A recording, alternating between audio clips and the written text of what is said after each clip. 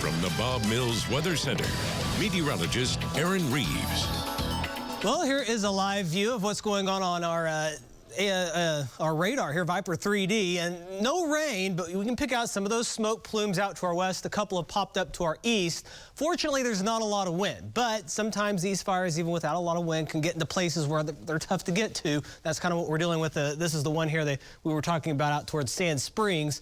A couple of roads closed as they try to fight that off. You can see definitely the smoke as the sun starts to set. You can see that smoke plume right there, and then just kind of hanging out. Once again, not a lot of wind. That makes it a little easier to deal with them. Over the next couple of days, the wind's going to increase, and our fire issue is going to intensify as the winds are going to make those a bit tougher to manage and a little easier to get out of control. 76, notice winds are variable at 5, so it's not going to be blowing a whole lot tonight.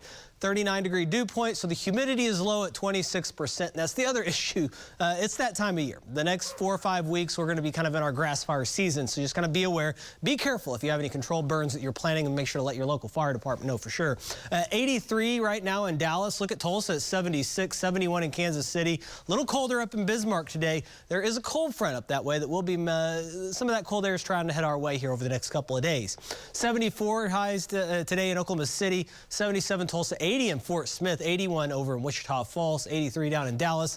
And so far, we're still seeing that streak of well above normal days continue. We'll add a couple more, and then we're going to close the month out a little below normal those last couple of days. We're still hanging on to that 5th spot. We still got a few days left of the month. We'll likely see this increase over the next couple of days and then be brought slightly back down toward the end of the week. So we'll see where we end up, but definitely looking to be one of the warmer months of February on record.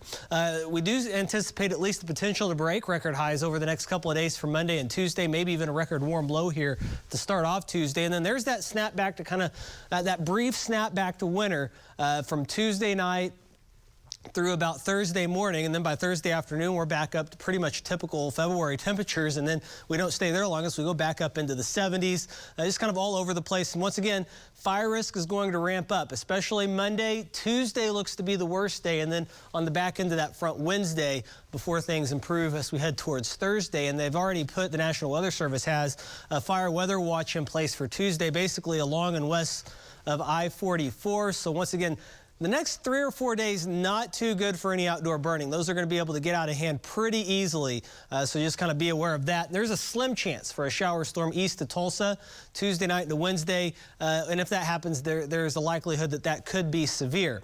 In the meantime, we're quiet now. Temperatures across the state ranging through the 70s and even near 80 down along the Red River in a few locations. And going forward, tonight, mild night. South winds keep us in the upper 40s, low to mid 80s tomorrow. A few high clouds starting to stream in. Starting off Tuesday morning, only in the 60s. That's above our average high. And then 80s again Tuesday afternoon, and that severe risk beginning to show up as you head out to the east. That cold front slams through the area, and notice most any rain or storms develop to the east of us.